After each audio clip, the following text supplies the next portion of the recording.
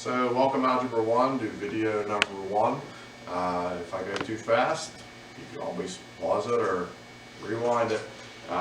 Before you get too deep into this, you want to make sure you have two materials that I'll be using to talk to you, which is two little half sheets of paper on top of your packet. Should be the top two sheets. The first paper should have basically said double check your email addresses.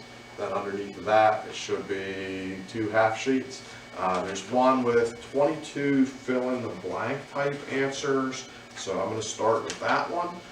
What I would ask you to do with that one is, in a second, just pause the video, see if you can fill in any of these answers without me telling you to see what you already know based on lessons we've already had. We factored a lot in Chapter 7, and now Chapter 8 is still factor heavy, so in between those two chapters I always do a factoring week, so whether we were open or closed, this is what we would have been doing today, is looking at these papers.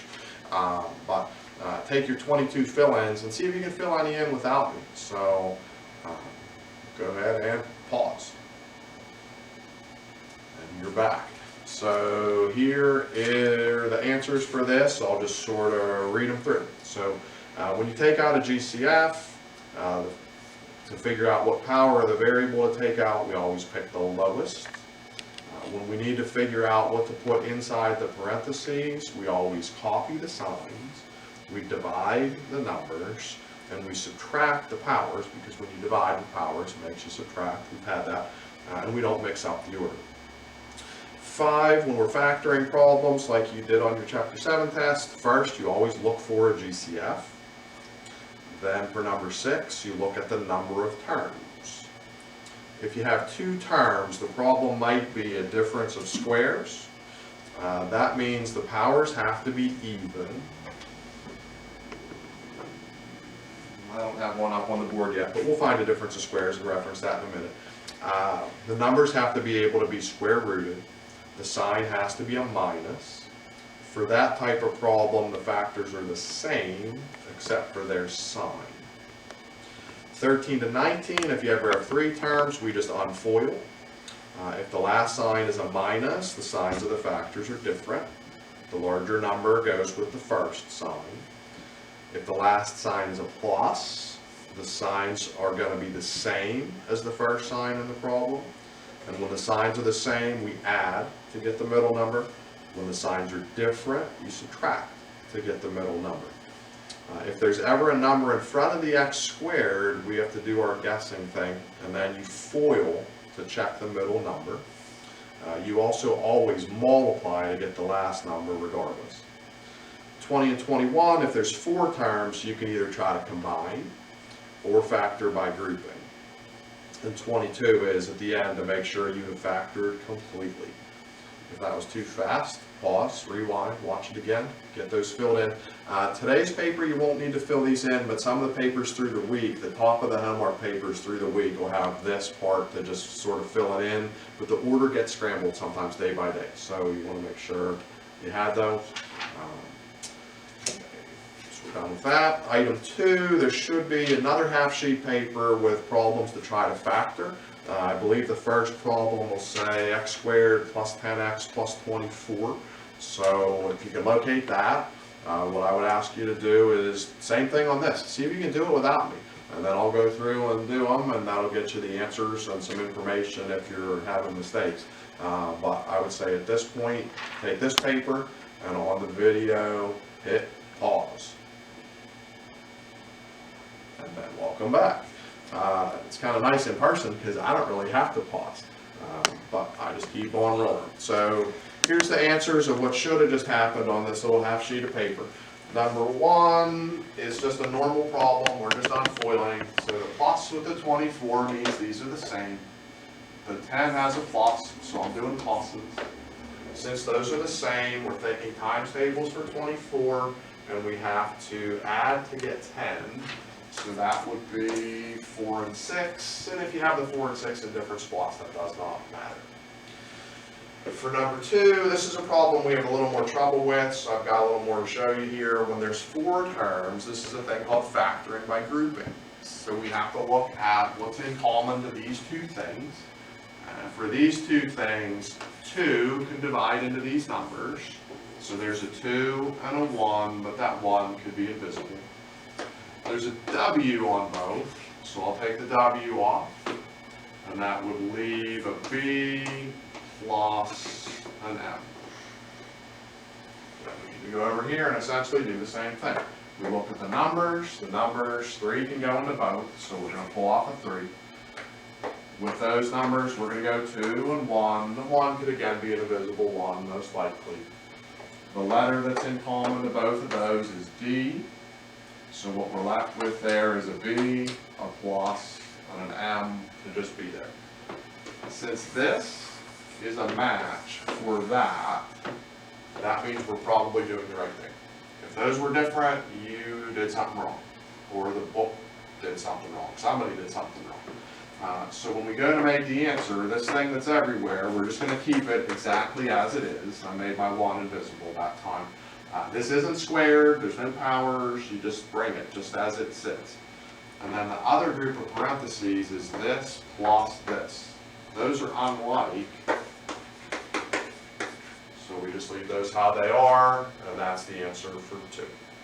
3 is a more basic problem again. It starts with x squared, so we're just doing x and x. The minus with the 20 means those are different. We have to subtract them to make the 8, so 10 and 2 would subtract to make 8. The 8 had a minus, so minus takes the bigger number of the 10. 2 goes there. For 4, we're going to have to do some guessing. Okay, there's a number in front of the x squared, so we're going to assume it's 5x and x. The signs are going to be different, so you might make a guess. Plus minus, but I might have just guessed wrong. I have no idea because I'm using a blank piece of paper the same way you are.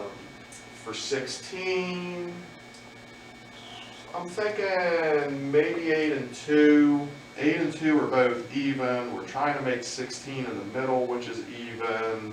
So maybe, I don't know, 2 and 8. I know that's wrong, but just for illustration purposes, we guessed a couple times. To FOIL, this just made 40, which is crazy. That's 2. There's no way 40 and 2 come together to make 16, so I need to switch some stuff. So instead of 2, 8, let me try 8, 2. If I try 8, 2, I got 8, a negative 10, positive 8, negative 10. Still not doing it. So 8, 2 is out. 4, 4 maybe. 4, 4 is potentially going to work. This is negative 20. This is positive 4. Together that's negative 16. In the middle I wanted negative 16, so we got that one. 5 is not that type exactly. You could start guessing, but you're going down the wrong path. The paper we just did with the word says always first to try to take out a GCF. And number 5 does have a GCF. So for number 5, we need to take a 5 off before we do anything else. If you divide all those numbers by 5, you're going to get an x squared plus a 6x plus an 8. And then this is a basic problem with the x squared. Just go x and x.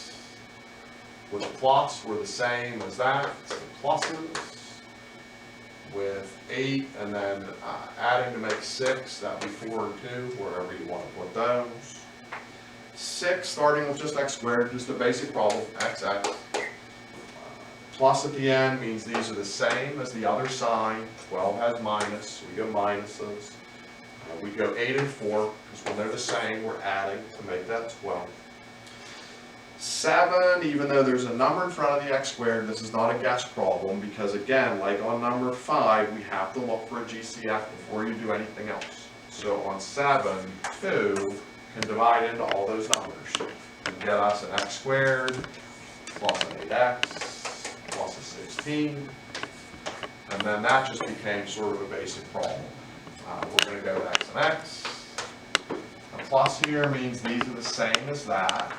So pluses. 4 and 4 would do the trick. But a better way to write that, since we got a matched pair there, is to write 7 as a square. 8 8 is a difference of squares. So 8, I said we would talk about difference of squares from the vocab a minute ago. So you could look at the difference of squares section here to refresh your memory. 8's a difference of squares because the power is even. The x squared can cut in half to go x and x. The signs are supposed to be different, put them however you want them. 49 has to be square rooted, so a couple 7s will do that. The y to the 6th is even, so we cut that in half and we go y thirds. It's worth thinking on these if they'll go again, but these don't because we have some odds afoot, so that one is finished. 9's a basic problem, x and x. Signs are different because of the minus with the 45. Plus takes the bigger number, which is 9 and 5 is how we'd subtract to 4. 10 is another difference of squares. 2 terms is usually a key that's maybe a difference of squares. Well, the power is even. There's our first chalk break of the YouTube career. We knew it was bound to happen.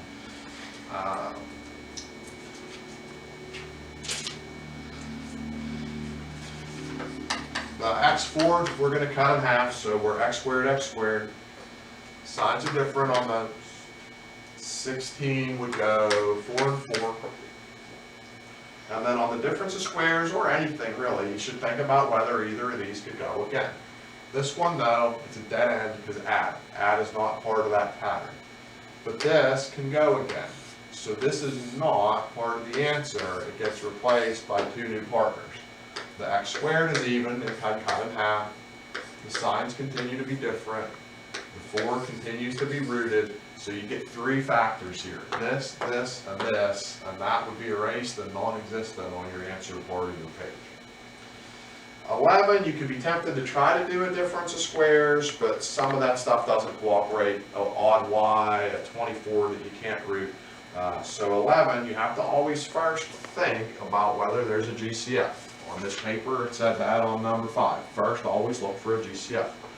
So on 11, 8 can go into these numbers. 16 is 2, 24 is 3. For the GCF, the first couple answers at the top of that talked about, for variables, pick the lower power. So the x's would be 2. For the y's, the lower power would be 3. And then we're dividing, but dividing makes us subtract with powers. So in x world, of the 6, if you take 2, it leaves 4. But the y's, we took them all, so that just stops. Leave minus alone. The x's, we took both off, so no x's. The y's, 4 is 1 more than 3, so we have to leave 1 more y in there. This is still, if it wasn't the difference of squares to start, it isn't going to be now. We still have some odd stuff, some numbers that uncooperative, so that's just done. 12 is a difference of squares right now, but if you did this with 5x and 5x, you're not going to have a right answer because, again, the vocab paper says you have to do a GCF first. So on number 12, 25 can go into those numbers. X squared sits, minus sits, 100 divided by 25 is 4. And now that's a difference of squares. Even power cuts in half. Sign makes this go different. A square rootable number, square root of 4 is a pair of 2's. And that's the answer. That's our thing. What you're doing for next time is there's a full-size factoring paper that it's titled Factoring 2019. There's a front, there's a back, there's about 40 of these. Everything is like one of these problems. So if you understand these 12, you should be set. These 12 kind of cover it all. It's just some of them get repeated a couple times here or there. I think it's pretty much the same kind of stuff. If you run into questions you don't know how to do, just email me and I'll answer those questions in the next video. That's it. Stay safe, everybody.